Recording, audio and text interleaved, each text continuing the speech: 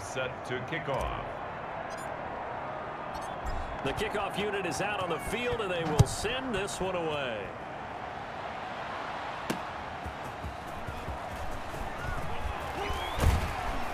Solid return, pretty good field position. They'll start at the 32. At their own 32-yard line.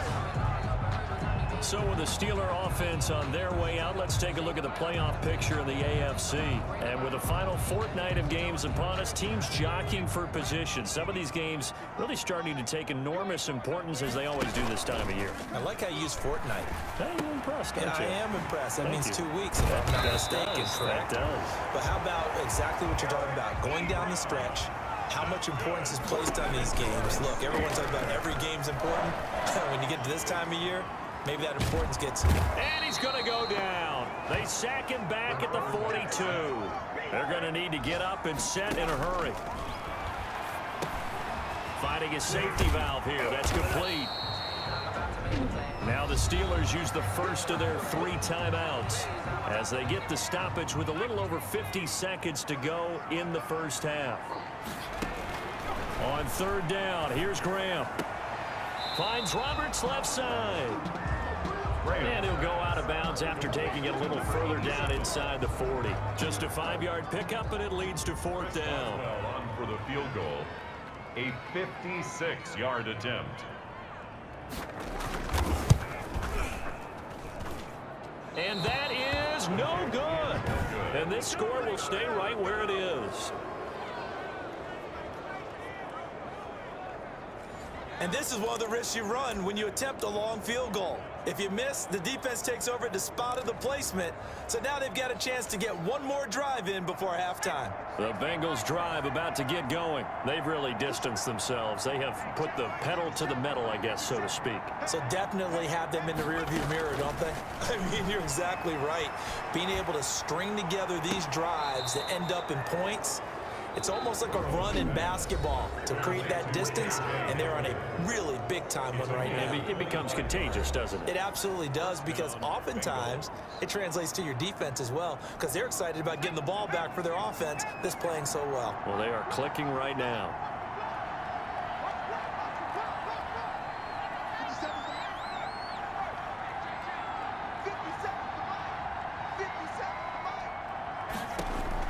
They will throw on 1st down with Burrow.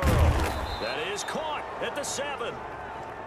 Burrow. And finally down he goes as they work it inside the 10 to the 7.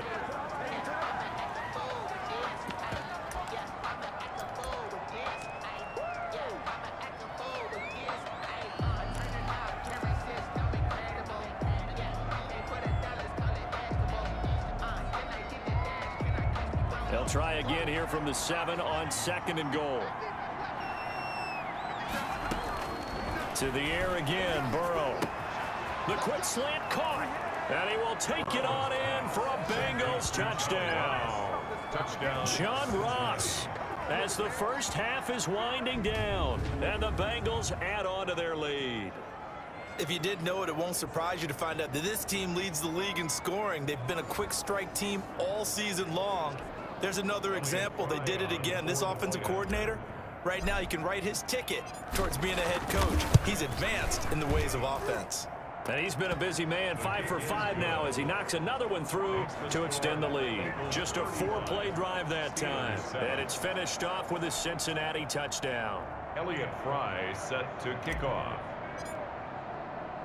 So not much time to speak of remaining in this first half as the kick's away. Now it's Wilson. And he'll be tackled just shy of the 25. Steelers take over 1st and 10 at their own 24-yard line. The Pittsburgh offense at the line to start their next drive. And from this spot in the field with the clock where it's at, you think we're just going to see a knee and that's it? And I think in this situation, that's the proper play. But we do know there's some risk takers out there that may want to take one more shot before the clock runs out. We have hit halftime. Still 2 more quarters to go. We'll take a timeout. We'll be back after this. You're watching the NFL, and it's on EA Sports. It's in the game. Okay, Brandon, thanks very much. The weather might be cold, but the playoff races are heating up here on this final Sunday before Christmas. So let's get to it. We'll begin at Arrowhead as Baltimore is in town to take on Kansas City. And it's the Ravens who have the lead as they play the second quarter. Lamar Jackson with 3 touchdown passes. From there, it's off to Chicago. Check on the Bears at home at Soldier Field. And they have the lead in that one over the visiting Minnesota Vikings. The Bears looking to sew that one up, and they look to be in pretty good shape. Finally, we head to the shores of Lake Erie. See what's going on with the Cleveland Browns. And that one all tied. Meanwhile, in our game, it's been a back-and-forth first half. Who can put it together in the second half? For the answer, we turn it back over to our broadcast team of Brandon Godden and Charles Davis. All right, Coach, thank you, and we welcome everyone back for quarter number 3. The Bengals set to receive. They have the lead and the football to begin quarter number 3. And he brings us out past the 20 to the 24. Over first and 10 at their own 24-yard line. And as this offense makes their way back out, it's AFC playoff race time as we give you a look. And with teams jockeying for position, one thing we do know already, they're all set. They've got the #1 seed in their back pocket with still 2 games to go. And that gives you a chance to experiment a little bit as well. It doesn't mean that you just have wholesale changes, starters don't play.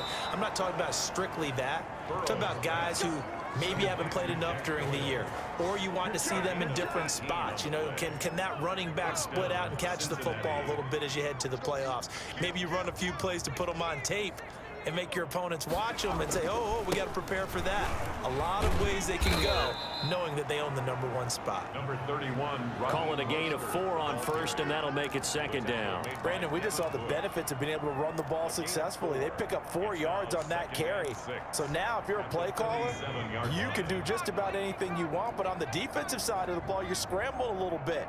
Now you're behind trying to figure out, do I need to blitz him? Do I need to pressure him? How do I gain an advantage on this snap? Pressure comes, and the Steelers take him down. A great job defensively. I think he was trying to go through his progressions, find someone to get rid of the football. Before he knew it, he was on his back. So that just brings us right back to what you said in the beginning. A great job defensively. Nowhere to go with the football. That led to the sack. But when this ball's tipped and intercepted. Picked off at the 48, and his guys will set up shop at midfield at the 50-yard